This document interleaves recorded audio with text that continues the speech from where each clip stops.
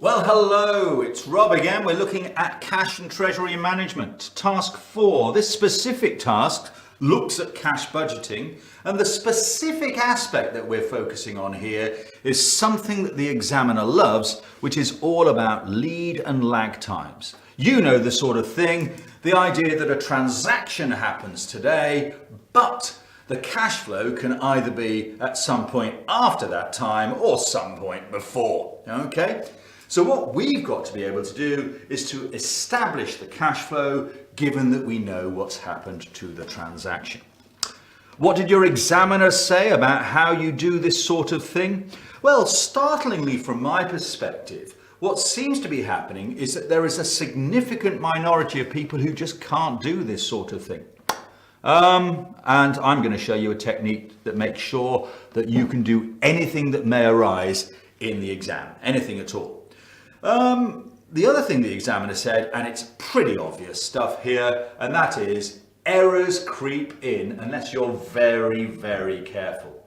So what we're looking at is a belt and braces approach to make sure that you get it right week in, week out. Okay? So let's get on with it and see what it's all about. We're going straight to the task. Remember, these tasks come from the AAT themselves and we're just doing them. So the first thing we want to do is we want to go and look at the requirement. It's pretty straightforward.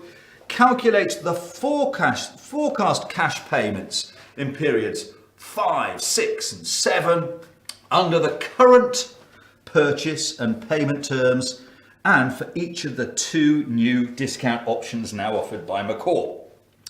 So we're doing the same thing 3 times.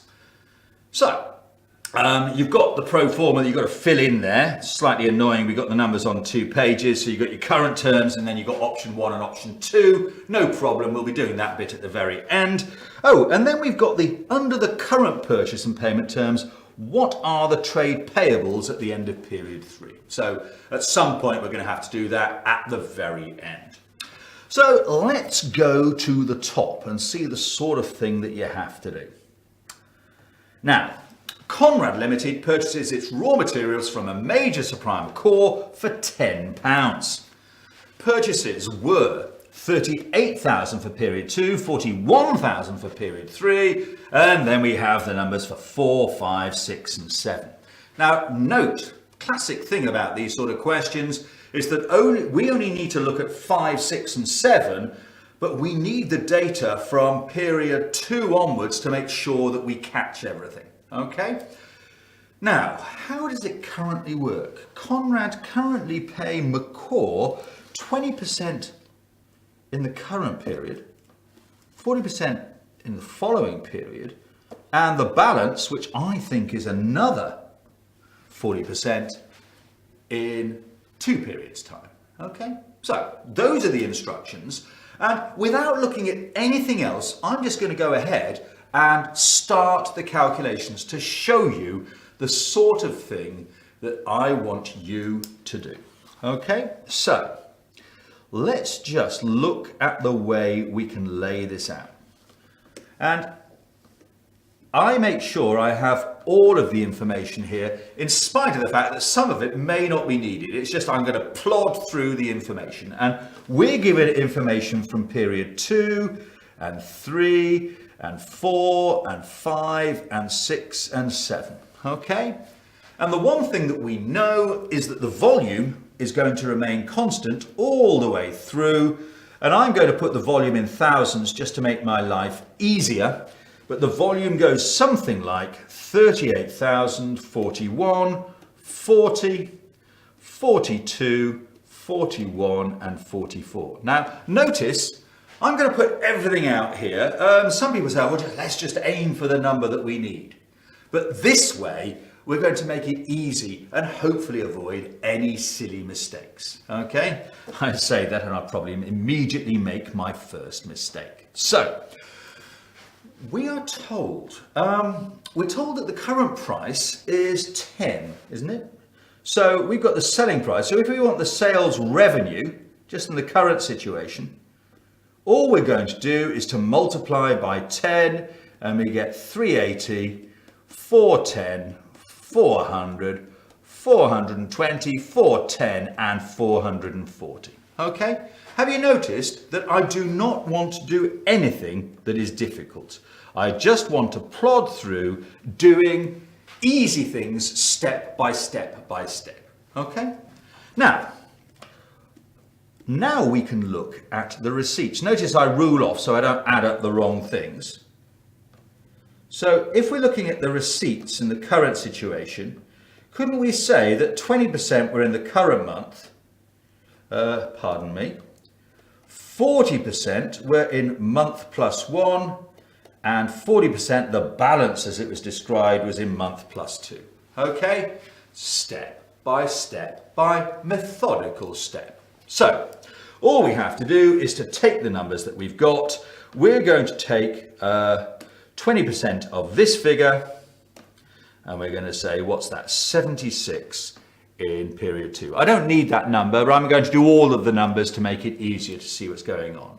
We move on a month, 20% comes to 82, 20% comes to 80, 84, 82 and 88. Okay? Was that difficult?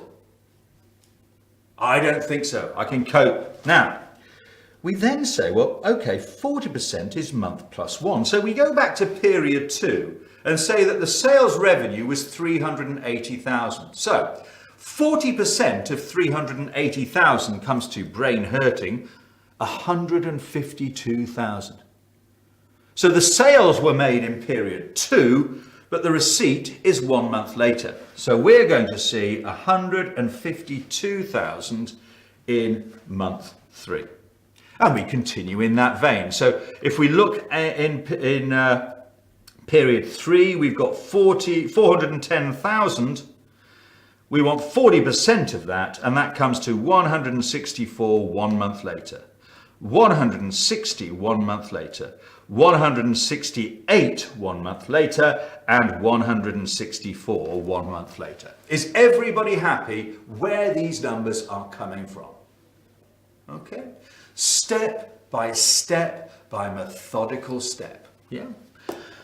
Then we look at 40% being 2 months later. Well, this means if we go back to period 2, the payment will be in 2 months' time. So couldn't we say 40% is 152, 164, 160 and 168? Is everybody happy where these numbers are coming from? Step by step. No individual calculation is difficult. And I believe that we only wanted periods 5, 6 and 7. So if we sum periods 5, 6 and 7, we get something like 408, 410, and whatever this comes to, and I can't do the math there.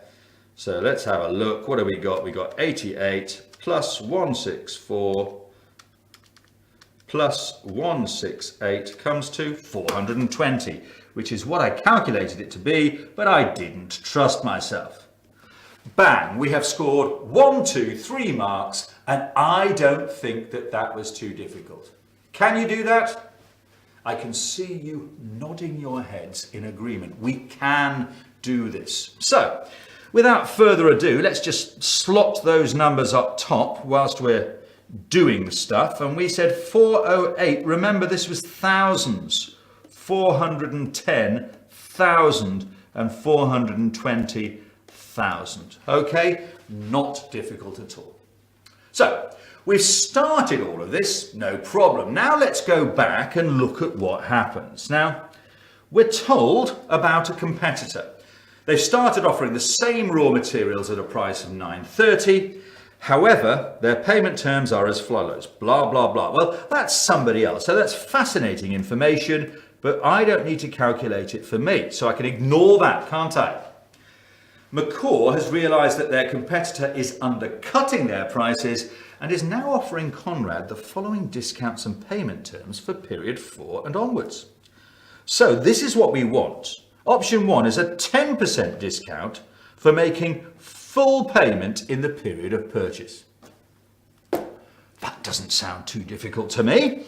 So let's just go away to our working, and I'm not sure if we need a full working here, but we have it anyway. And what we're saying here with option 1, if I can get my colour pen right,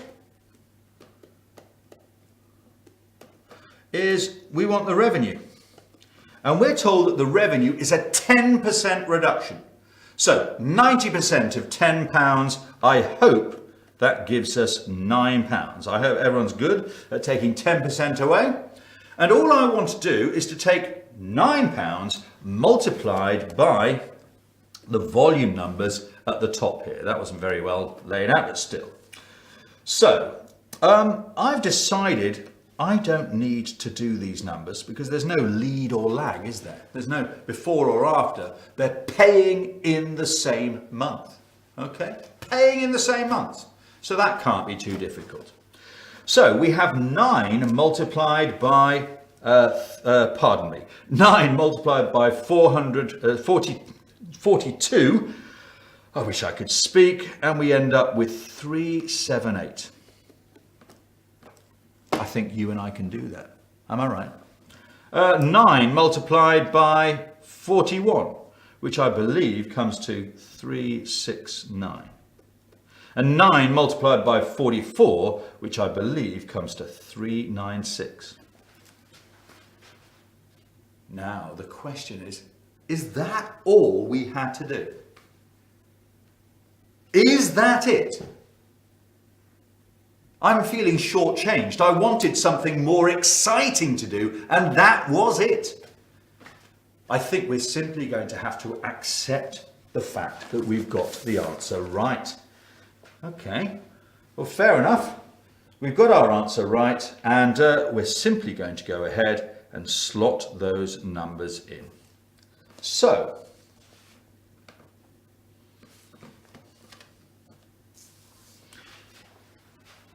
is there anything I've forgotten?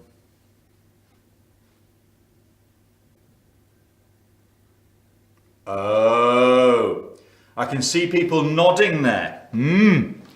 Is there a problem that I may have not picked up on when we discussed this?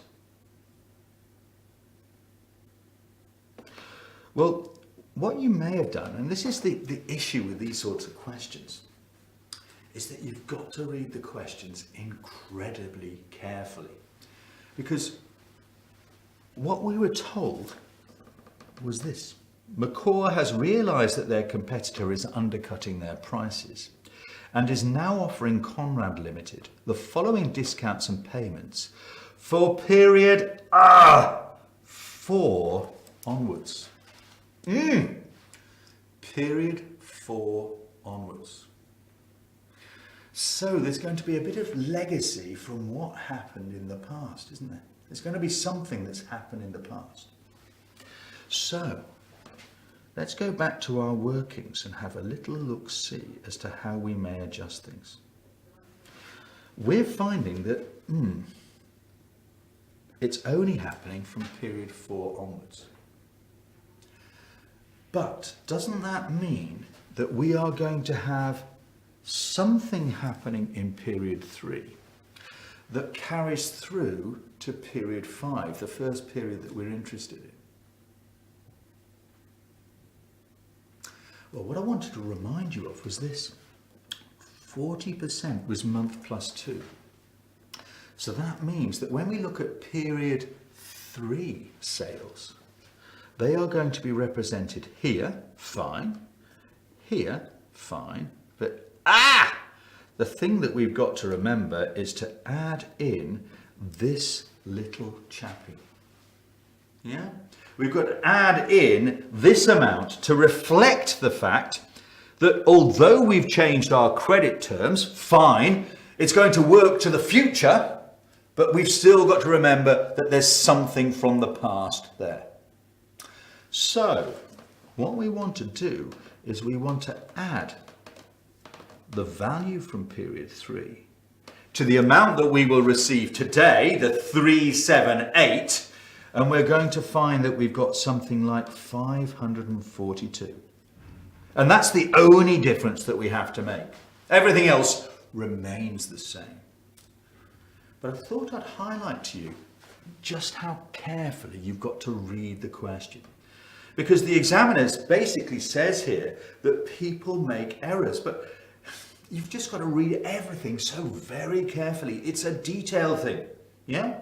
And it being a detail thing means that you have got to take your time. Please remember in the exam, you do have enough time. Time is not an issue if you're well prepared. So it's much more about being very careful and methodical in what you do. Okay? So we've got the values that we need. What we're going to do is to take this one, and those two are unaffected by what happened in the past, okay? Because any change has already happened. So let's slot those numbers up top and rejoice in the fact that we can do this. We can score marks. So what did we say? We said something like 542,000, something like that, 369,000 and 396,000. Okay, so that was a bit of fun. Only one more to go. So the way I look at it is we've scored 6 out of 9 so far. I don't know about you, but I'm just not even breaking sweat. We can do this sort of thing. So let's move back through, and all we want to do is to pick up on option 2. So option 2, 5% discount for making a payment of 50% in the period of purchase and the remaining 50% if following the period of purchase. So it's really all about that 5%, isn't it? But we will have to do the workings as we did before, and we have to remember that we're probably going to have to adjust something, but we'll do that at the very end. Let's just focus on the 5% first of all.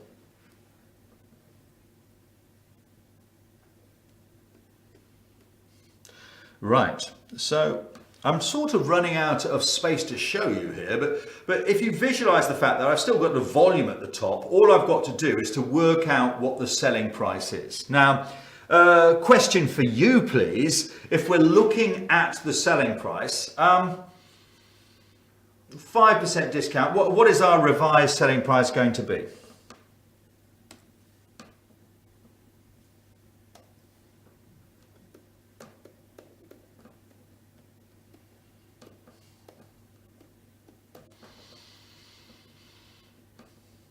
Well, you guys are being quiet here, but I'm thinking that the selling price will be $950. So we're taking 5% off, we're left at 95%, $950. Okay? Now we've got to be slightly careful here because we've now got lead and lag. So I'm thinking that we start in period 4 to make sure that we pick up on all the bits and pieces as they work. So we've first of all multiplied by 9.5.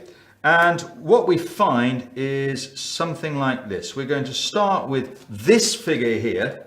Yeah, we got 40,000 units, 40 multiplied by 9.5, and that comes to something like 380. So we're just looking at the revenue first of all. Remember, step by methodical step. Never do anything difficult when you can do a number of simple steps. Okay, and then we have, 42,000 multiplied by 9.5, 399. We've got 41,000 multiplied by 9.5, 389.5, and we've got 44,000 multiplied by 9.5, 418. Okay, so we've got those values, and now what we want to do is to look at the cash flow. Now there's going to be a bit of an adjustment to the cash flow. Don't worry about that, we'll get there. But we were told that 50% of the new cash flows will be in the current month and 50% will be 1 month later, month plus 1. Okay, so make it simple for ourselves. And we said, okay, 50% were in the current month. Couldn't we just take 50% of 380 is 190. Yeah, 50% of 399 comes to 199.5. 50% of 389.5 comes to, oh, my brain's hurting, 194.75, and 50% of this comes to 209. Okay. And then we've got 50%, which is 1 month later. Yeah, 1 month later, no problem. So we're going to have 190, 199.5, and 194.75. Oops, I'm going to have to move that because I can't quite fit it on the page there. Hold on. 194.75, something like that. Okay.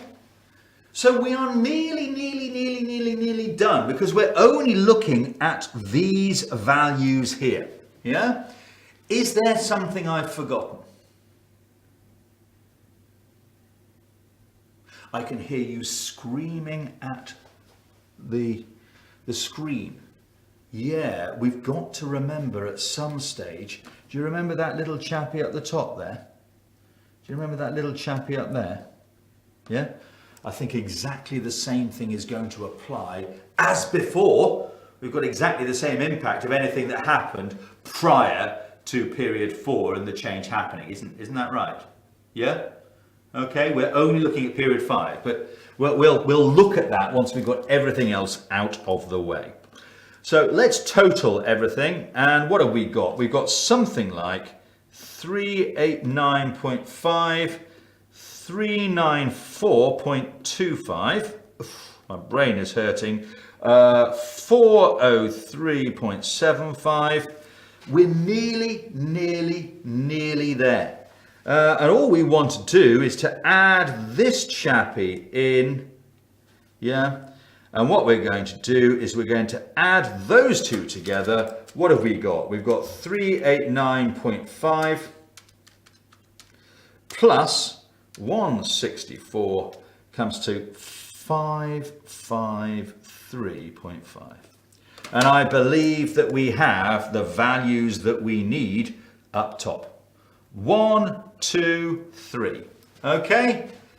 Another 3 marks towards the Holy Grail. Not bad, huh? We can do this sort of thing. So let's just get this stuff shoved up top where we need it. And I believe, what do we have? We had 553, 500, something like that. 394, 250. Please don't get a transposition error at this point. And 403, 750. So far, so good. 9 out of 9. And that's what you should be expecting for these sort of answers. But of course, like everything, it comes down to practice. How easy is it to miss out on such things as this little comment here? Yeah? Reading that comment is absolutely critical to you making sure you can do this sort of thing. We've only got one more thing to do. There's a little bit at the end here. Oops, I've gone too far. Sorry about that. Under the current purchase and payment terms, what are the trade payables at the end of period 3? End of period 3. Now, presumably they picked this one because then there's no change and all of that. But I'm guessing that this number is floating around somewhere in all of the workings that we've already got. So what we're saying is, what is outstanding at the end of period 3 that will be paid subsequently in periods 4 or 5, something like that. So what I'm going to do is I'm going to give you just a few minutes for you to try and work out what numbers could be outstanding at that point in time.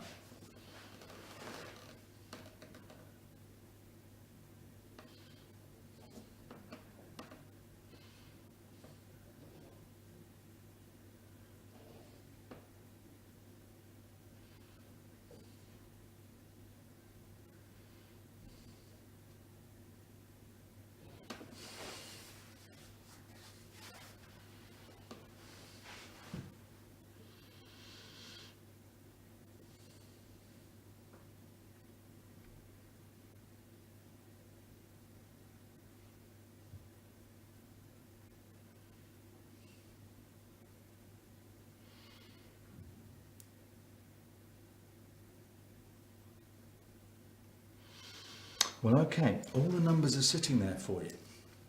But let's just think about it this way. Just write it out in a slightly different manner, possibly. If we're looking at period 2, how much will be outstanding? Well, period 2, we had sales in period 2 of 380. And I think that 40% will be outstanding because that's the month plus 2 bit.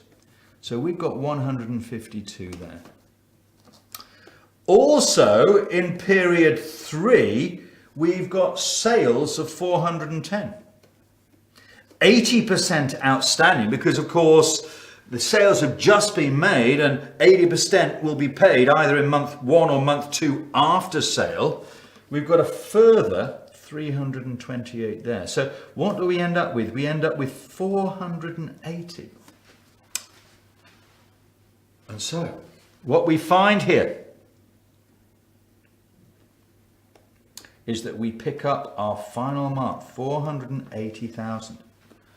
Now, 480,000, what's much more important as a number to me is that there were 10 marks available. And what we've managed to do is score 10 out of 10. You must make sure you practice these sort of things to be successful. But I hope I've been able to give you some flavour, some idea of the sort of thing that you have to do to make sure that you can do this. Remember, 60% of people can do this as a matter of course. You are going to be part of that number. Thanks for watching. Have a good one. Bye now.